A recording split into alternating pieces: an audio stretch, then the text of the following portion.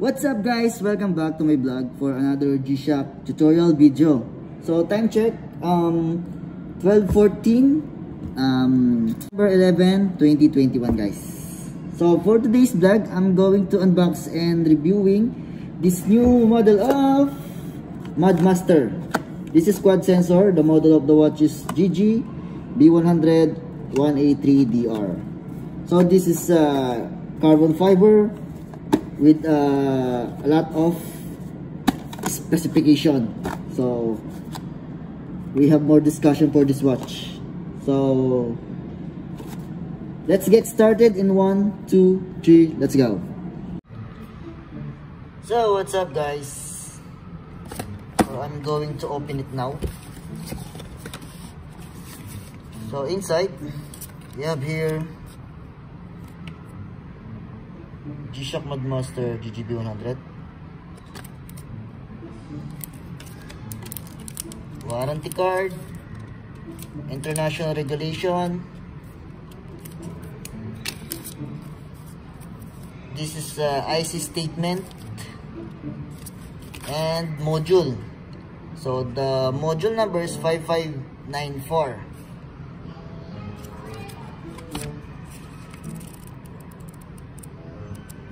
It's written here English, Chinese, Japanese, Arabic. So here, but there's no Tagalog guys. Yeah.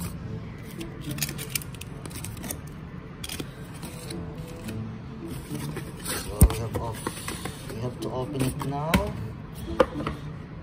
Inside canister. So this is the watch guys.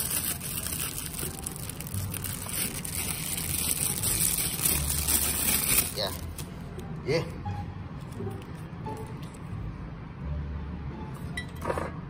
So this watch guys was released last March 2019.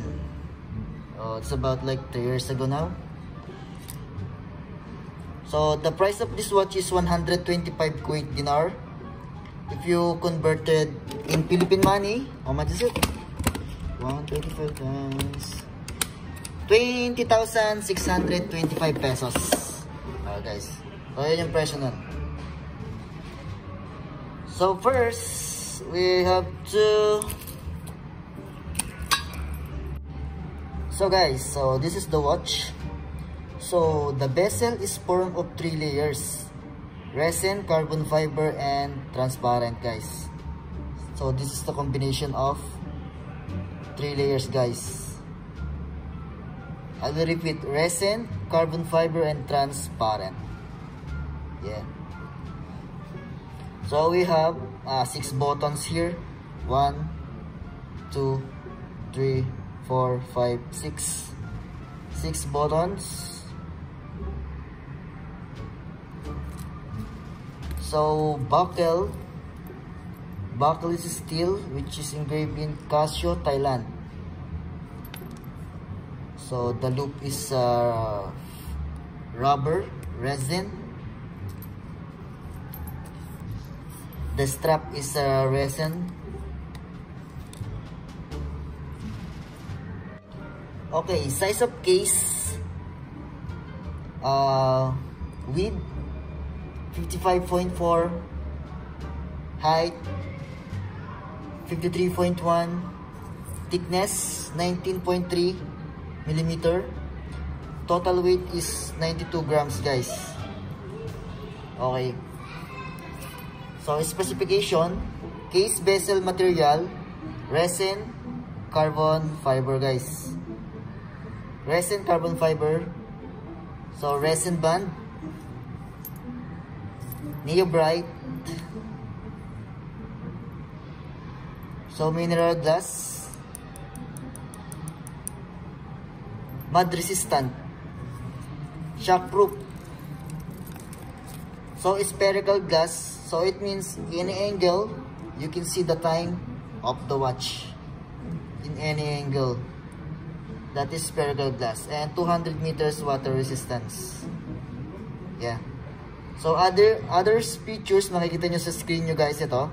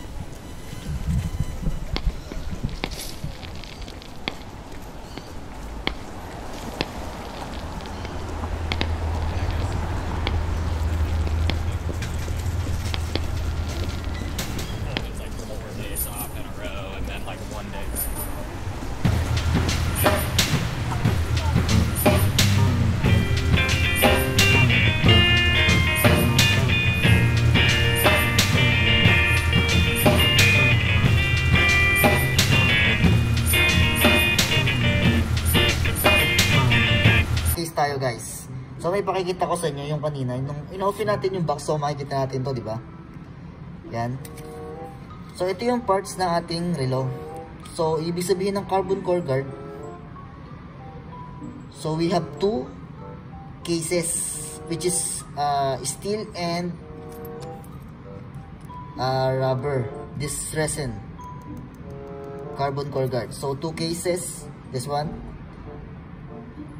yeah, and a carbon inserted bezel. So sinabi ko kanina, it has 3 layers, resin, carbon fiber, and transparent.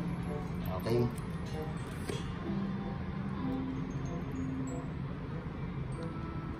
So the ability of this watch is a thermometer, altimeter, barometer,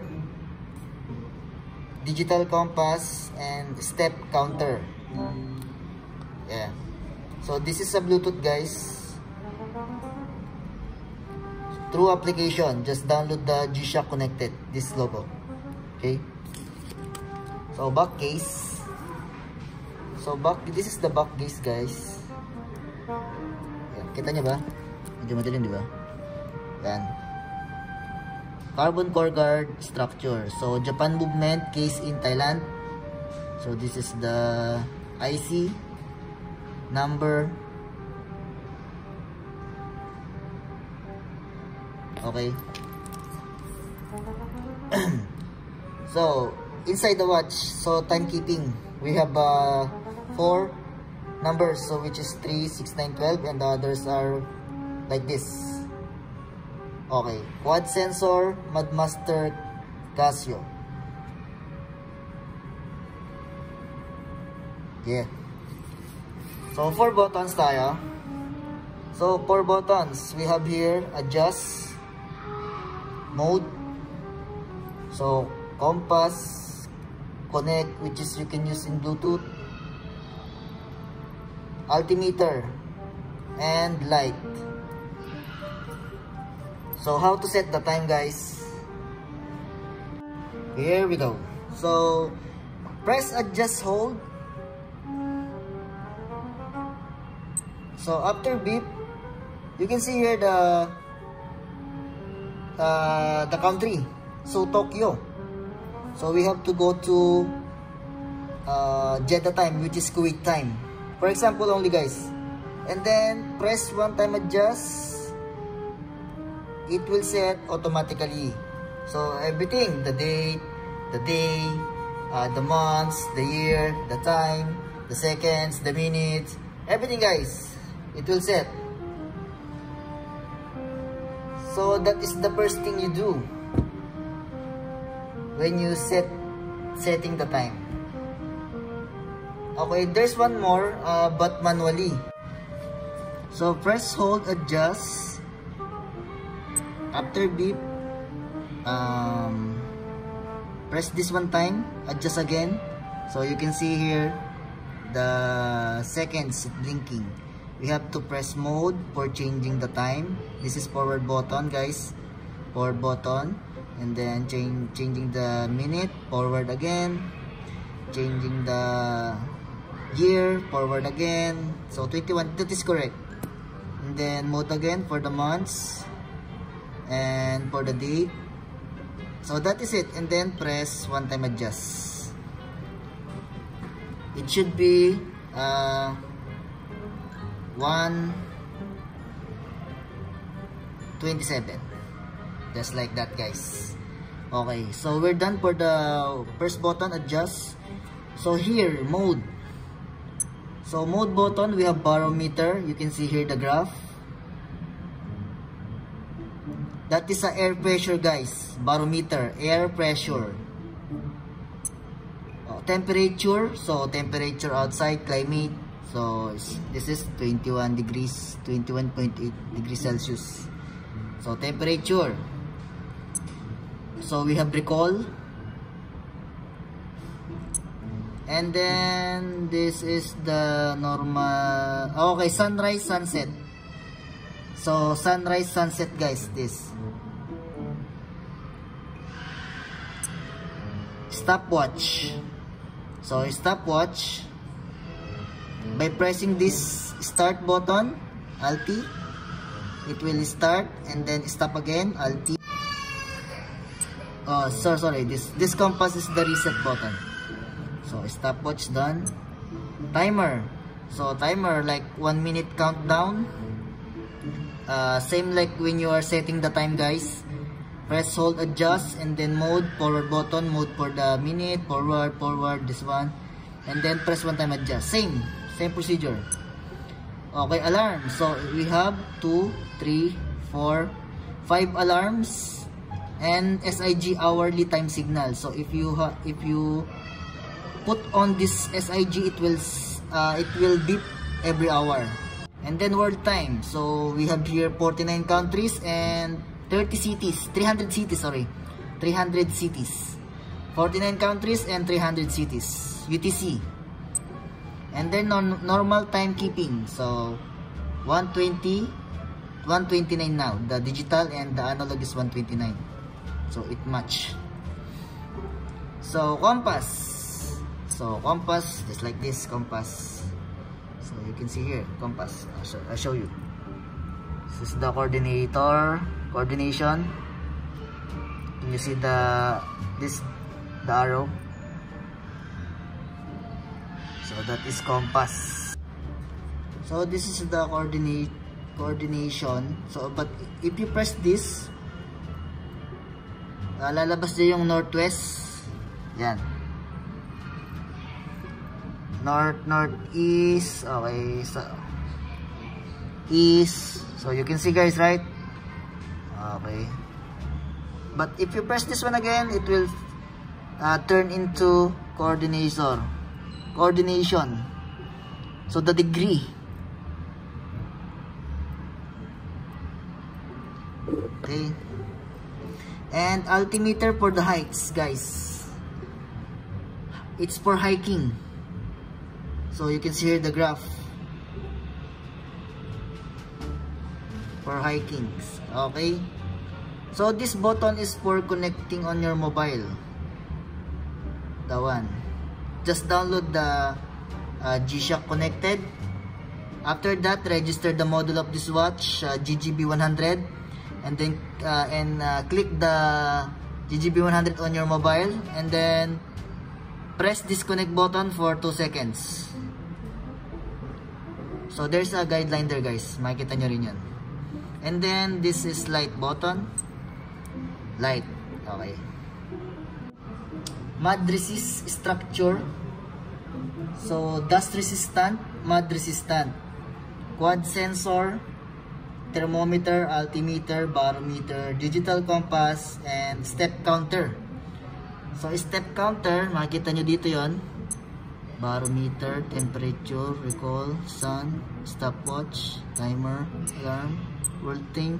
Dito guys. Ito steps, sorry. Yan ang steps. So normal timekeeping. Balik tayo. Normal timekeeping yan. Yan.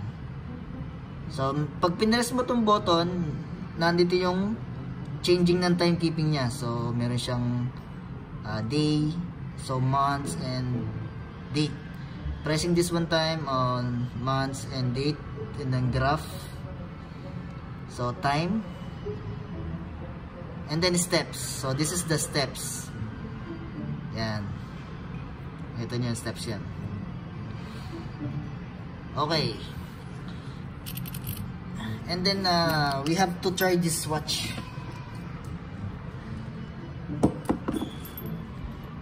Yan. And then guys, sorry. Meron din tong battery indicator. So pag nalobat siya, makikita nyo dito sa screen. Dito sa digital na low battery siya. Okay. So I have to try this.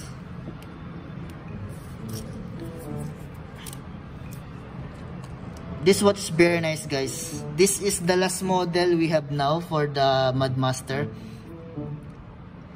Yeah. It has a quad sensor. It has a Bluetooth. Others are hindi pa namin nare-receive. So this is the watch. Very nice. So guys, caring of your watch. So whenever your watch is exposed to a sea, water or mud, rinse it off with clean fresh water, guys. Don't forget. So for metal band or resin band with metal parts, so use a soft toothbrush or similar tool to scrub the water to remove all remaining detergent, and then wipe dry with soap absorbent cloth, guys. So reminder ko lang yan. So that is it, guys. Thank you so much for watching, and please like, share, and subscribe. Click the bell notification button for more updates, and see you on my next vlog, guys. Peace.